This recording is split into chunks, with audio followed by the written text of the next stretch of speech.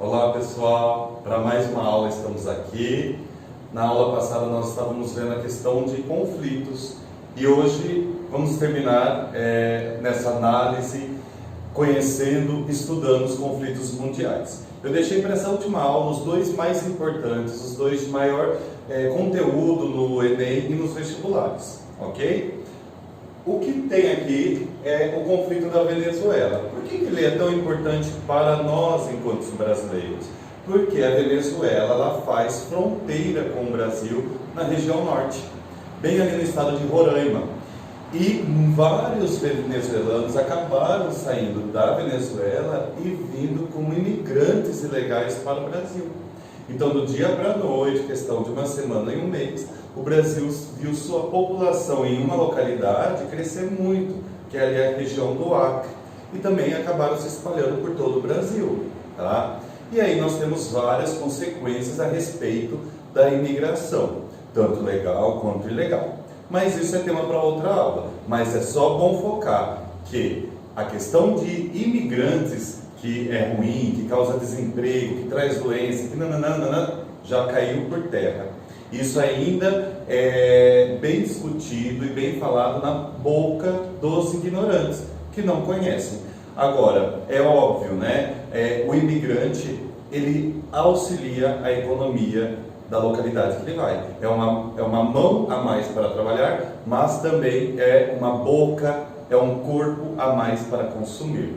Ok? Tanto que a gente está vendo aí, nessa pandemia, caso que o Canadá vai precisar de imigrantes, alguns países, né, do norte da Europa, eles já possuem sua população bem reduzida e estão abertos para a imigração.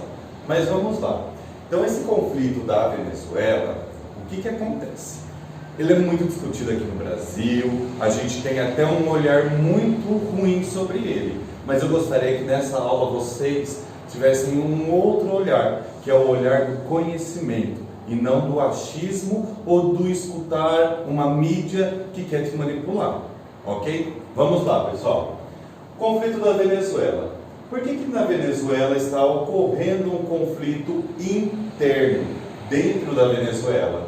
Por causa principal do petróleo. A Venezuela, hoje no planeta Terra, é o país que tem a maior reserva do mundo. Não vamos entender que é o maior produtor, tá? Produtor é que tira da sua reserva. Consumidor é o que conta. Ela é o que mais tem. Produz pouco, né? Ela tira pouco, mas é a que mais tem. A hora que ela conseguir vender, ela consegue também ampliar sua produção. Então, é óbvio que é um país de extrema importância global.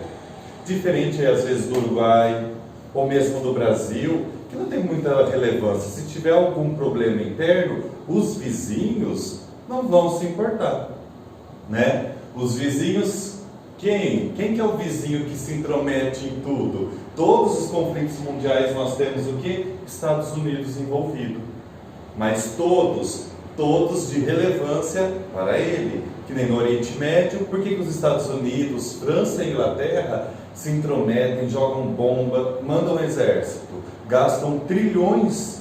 Para quê? Por caridade? Porque país não morre e não vai para o céu nem vai para o inferno. Então país não faz caridade, pessoal. País faz negócio. A gente sempre tem que ter essa ideia, ok? Muito bem. Então o petróleo é a causa aí principal da Venezuela. E lá está ocorrendo um conflito interno. Vamos supor que é como se fosse aqui no Brasil, questão, fora Bolsonaro e fica Bolsonaro. Alguma coisa do tipo, tá? Então é um conflito interno que está ocorrendo lá. Vamos para a história. O que acontece? A Venezuela, assim como todos os países da América do Sul, na época da Guerra Fria, lembra lá? Os países socialistas estavam caindo e os países capitalistas do primeiro mundo, que são os desenvolvidos, estavam muito bem porque eles tinham dinheiro. E por que eles tinham dinheiro? Porque eles exploravam o terceiro mundo. Os países capitalistas, Brasil, Venezuela, subdesenvolvidos. Então eles trouxeram suas indústrias que sugam, que não produzem riqueza, mas que sugam nossa mão de obra, que poluem o nosso meio, sugam nossa matéria-prima e levam todos os lucros para esse país e deixam as coisas ruins para cá. A Venezuela estava lotada de fábricas, indústrias norte-americanas e europeias, principalmente no produto que ela mais tinha, que é o petróleo. A Venezuela ela não tem um desenvolvimento em tecnologia, na agricultura, ela não tem um desenvolvimento em vários setores, assim como o Brasil tem. O Brasil até tem um bom desenvolvimento, a Venezuela já não.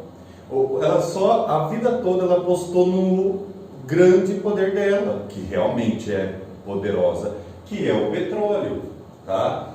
E aí, quem que comandava? Quem que extraía? Quem que refinava esse petróleo? Quem que vendia? As empresas norte-americanas.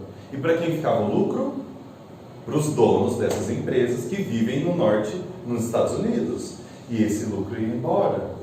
Então a população, ela tem ouro, mas ela é pobre, né? É como na África do Sul também, um país extremamente pobre, só que a maior reserva de diamantes do mundo, né? Então, por quê? Essas grandes empresas que extraem, que manipulam essa riqueza, são de outros países e elas acabam sugando a riqueza. O governo, cansado disso, um governo pró-população, fez o quê? Estatização compulsiva. Peraí, essa empresa aí não é mais dos Estados Unidos. De hoje em diante, ela é nossa. Vai embora, ele expulsou e ele tomou aquela empresa como do governo. E a gente tem que pensar que a gente, quando fala em governo, política, a gente fica com ódio. Mas o que é o governo? O governo é nosso.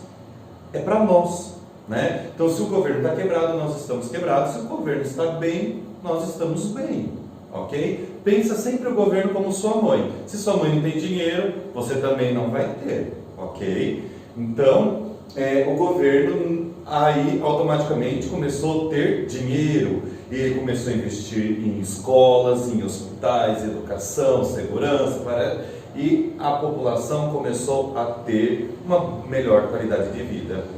E quem saiu prejudicado nisso? Os Estados Unidos. Até porque a produção do petróleo, a gente tem que pensar, os Estados Unidos é a maior economia do mundo. Só que ele só vive, o sangue dos Estados Unidos, nós só vivemos porque temos sangue no corpo que nos alimenta, a célula, olha a aula de biologia. E o sangue dos Estados Unidos é o petróleo, pessoal. Só que ele não tem. O sangue dele vem de outros lugares. Então o que ele faz? Ele domina os outros lugares para se sentir seguro, senão a vida dele estaria na mão de outra pessoa, de outro país no caso, né? Então o que ele faz? Ele invade os países, né? Ou ele manipula políticas desses países que possuem petróleo para a economia dele sempre estar de acordo. E ele acaba vendendo o petróleo para ele no valor adequado, bem baixo. E aqui a Venezuela já começou. Bom, agora eu tenho petróleo, eu vou vender quanto eu quero, né? E os Estados Unidos não aceitou essa condição. O que ele fez? Ele acabou criando as punições, que são o quê? As sanções comerciais e econômicas. Sanções são castigos. Então imagine que você fez uma coisa e sua mãe não gostou, ela começa. Você não vai no aniversário da sua colega, você não vai comer mais sobremesa depois do almoço. Então, mas está criando sanções? Sim. Eu vou tirar 10% da sua mesada. Então, em vários setores, essas sanções acabam atingindo o país.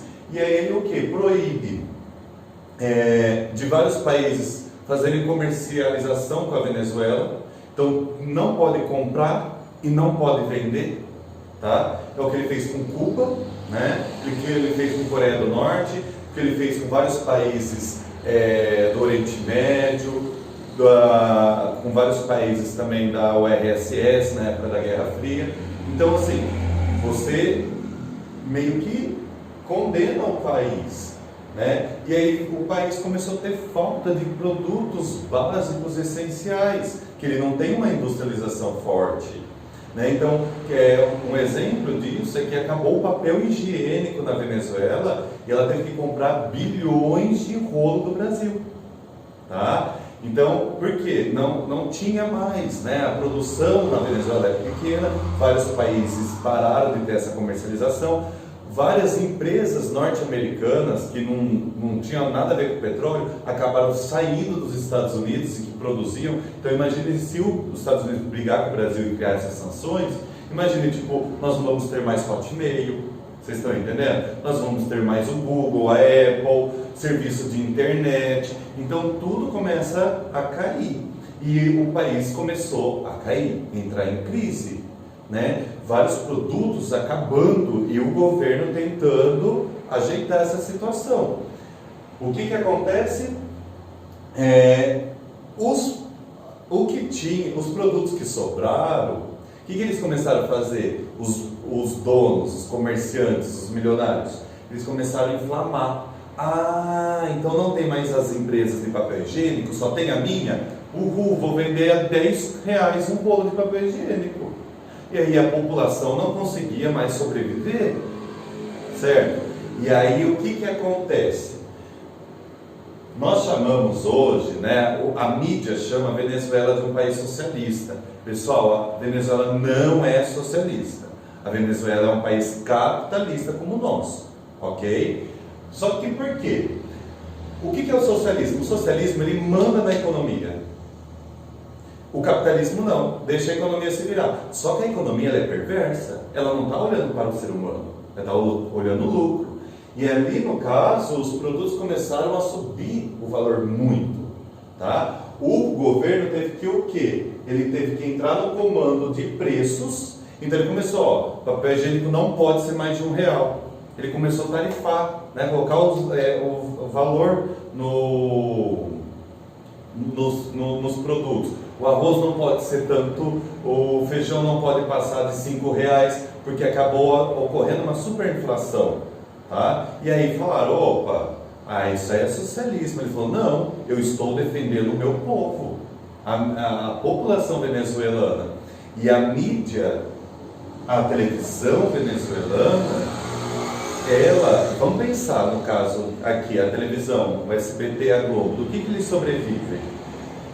Das grandes empresas, pessoal. Um comercial de 30 segundos que a gente vê da Honda, ali na Globo, custa em torno de R$40 mil. Vocês estão me entendendo? Então, assim, para que a Globo vai trabalhar? Para a população que não dá lucro direto para ela, ou para as grandes empresas, como as grandes montadoras de automóveis, os grandes bancos, né, que fazem a propaganda, né? Então eles vão atender aos interesses desse mercado. E eles começaram o quê? Ir contra o governo. E aí teve o quê? Ocorreu uma tentativa de golpe da oposição, de tirar o presidente que foi realmente eleito, não teve fraude, ok, pessoal? Isso eu estou falando tudo em base histórica, que está nos livros científicos, tá? Não teve fraude e acabou que o que? A oposição tentou tirá-lo. Ele falou, opa, não vai me tirar. E a gente tem que entender que o presidente, ele é o comandante-chefe das 3 forças armadas, do Exército, da Marinha e da Aeronáutica. E aí ele chamou os guardas dele, né, o Exército, falou assim, olha, vai lá, fecha aquela televisão, porque ela está falando um monte de mentira, vai fechar, né? Tem um monte de protestantes lá fechando uma avenida principal, pode abrir. Só que, obviamente, né, o exército não é alguém assim que é da igreja, né, que chega lá perguntando. Eles pegaram o tanque de guerra e passaram em cima das pessoas, falando literalmente. Pessoas morreram esmagadas no tanque. E aí todo mundo foi contra também o governo, né? Então ele também errou muito nessa parte. E aí nós temos o quê?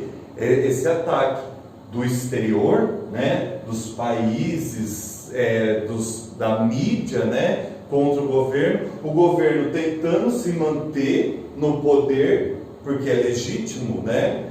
E tentando controlar a população, a vida das pessoas, por causa dessa crise que ocorreu quando ele fez o quê? Estatizou, tirou os sanguessugas. É um processo. Isso ia ocorrer no Brasil, ok, pessoal? O Brasil caminhou pelo mesmo lado. Só que o quê? Ocorreu a mídia, os preços. O nosso governo, na época, era o PT, ele não chamou o comando. Então, aconteceu o golpe.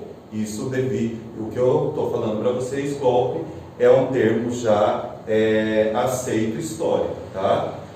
Então, realmente foi um golpe que aconteceu, porque a presidente Dilma foi eleita. Assim como o nosso presidente hoje, Bolsonaro, ele foi eleito, não pode arrancar. Se arrancá-lo, é golpe.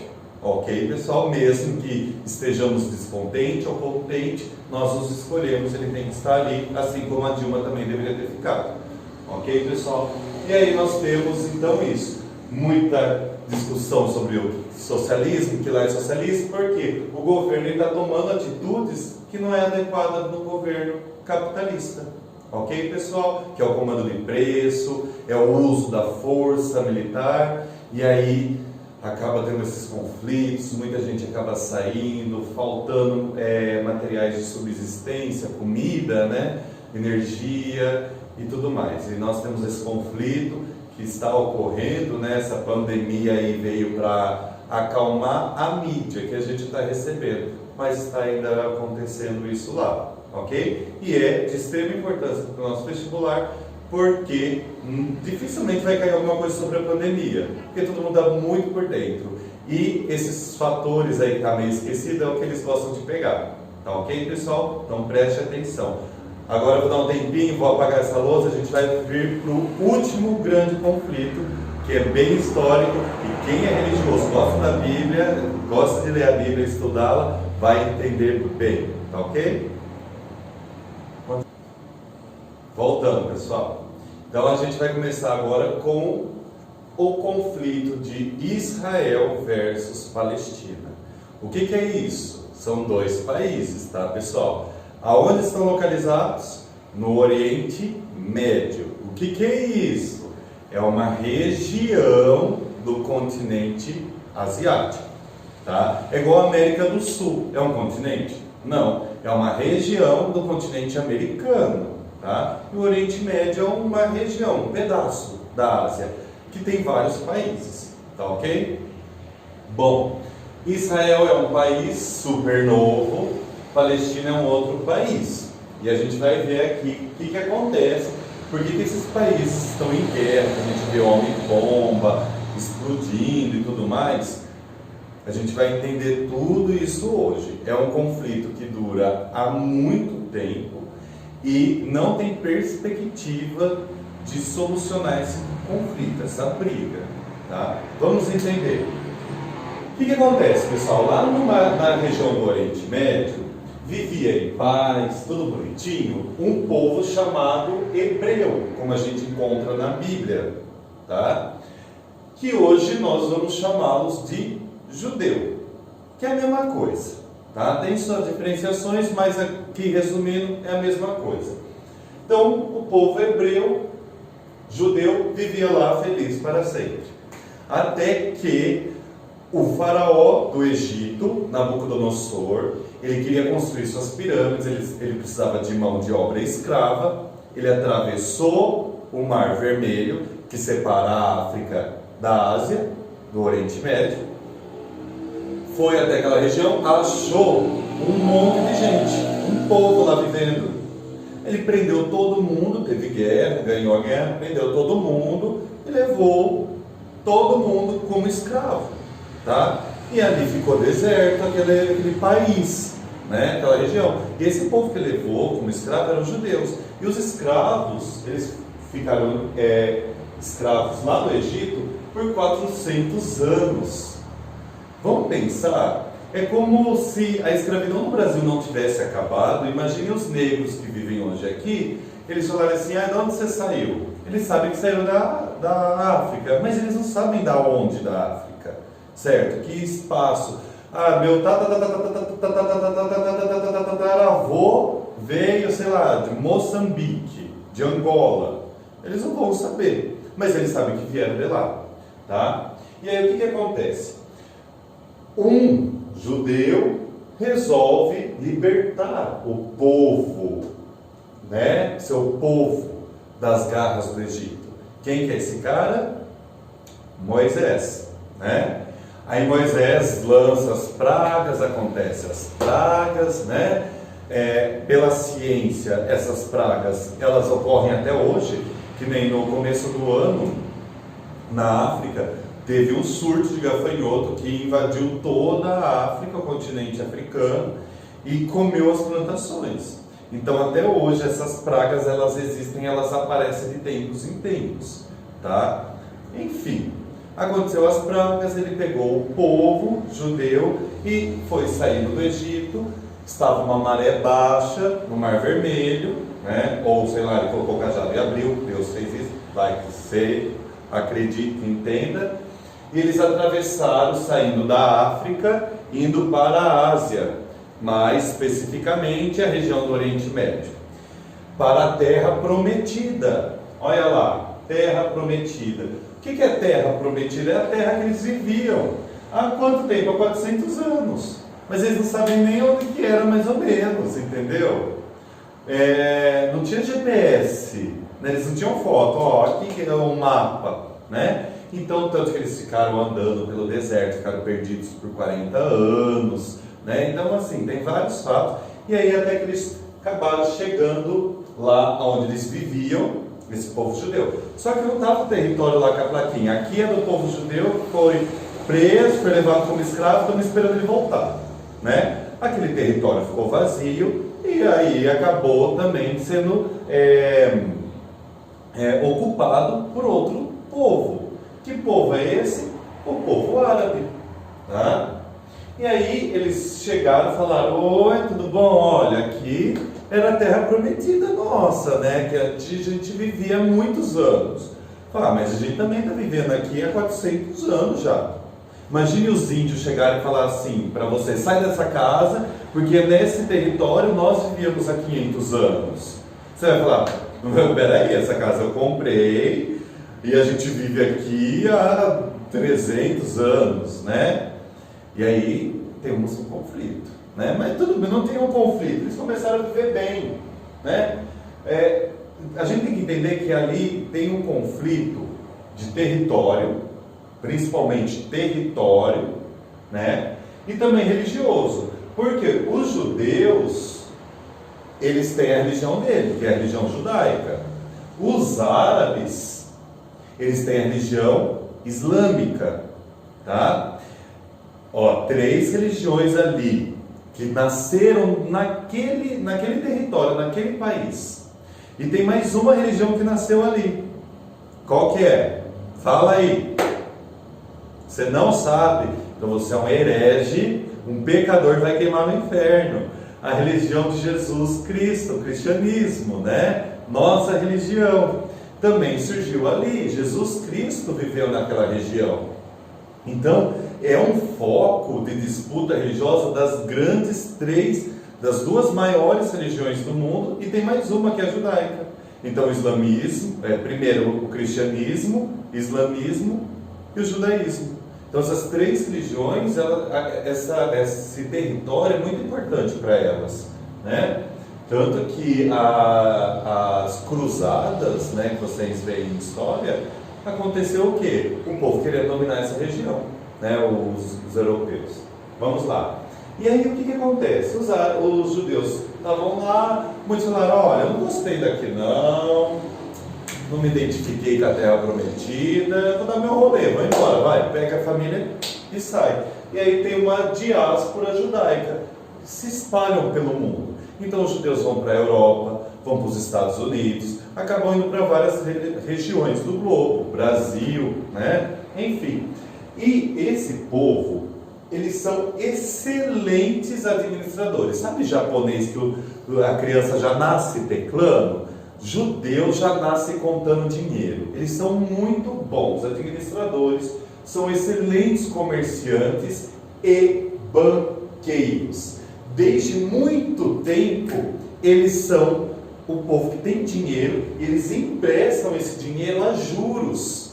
Eles falam, vou te emprestar R$1.000, você vai pagar 3 parcelas de R$500. Olha, estou ganhando R$500 de juros em 3 meses.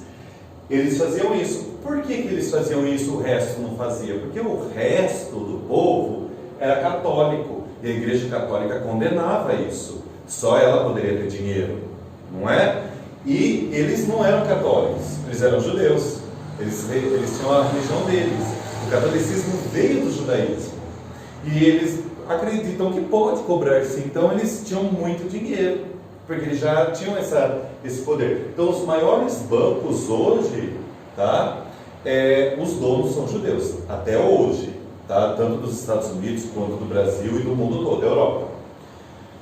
Beleza, pessoal, isso aqui é importante para a gente entender uma coisa. Aí, a Europa se vê, vamos lembrar? Primeira Guerra Mundial, né? Segunda Guerra Mundial, por causa do Tratado de Versalhes, e Hitler, ele começa essa guerra, e a Alemanha estava quebrada, passando fome. E quem que tinha dinheiro? Os judeus. Quem que emprestava dinheiro a juros? Os judeus. E ele também, aí ele começou, a gente está sem dinheiro por causa dos judeus. Todo mundo sem dinheiro, quem que tem dinheiro? Os judeus. E ele também precisava de dinheiro para fazer a guerra dele. Então ele falou, se eu prender e matar os judeus, eu posso pegar os bens deles e fazer minha guerra. Porque uma guerra precisa ter dinheiro. Quem financiou a guerra de Hitler foram os judeus, né? Através da morte, forçadamente, tá? Então Hitler começa a caçá-los. E aí os judeus se veem desesperados com isso. Acabam morrendo mais 6 milhões de judeus. É um povo que já vem sendo não tem um estigma, mas são mal vistos, devido que foram eles que condenaram Jesus e o mataram. Foi o povo judeu. E Jesus era judeu. Tá? Bom, aí o que acontece? Os grandes banqueiros nos Estados Unidos falam, Estados Unidos, intervém nisso, né? A gente é um povo, é uma nação com cultura, com comida, com língua, com religião, e a gente não tem um território. Imagine você que seu pai está numa casa, sua mãe está na casa da tia, seu irmão está na casa da avó. Vocês são uma família, só que cada um está numa casa. Vocês querem o quê? Ter sua casa. E eles falam, também queremos. Os banqueiros forçam os Estados Unidos, assim como força também a ONU. Lembra da ONU? E a ONU, então, ela fala, tá bom, onde vocês querem ter o seu país? Não tem um território aí à venda, né? Eles falaram, bom, aonde a gente já viveu? Na Terra Prometida.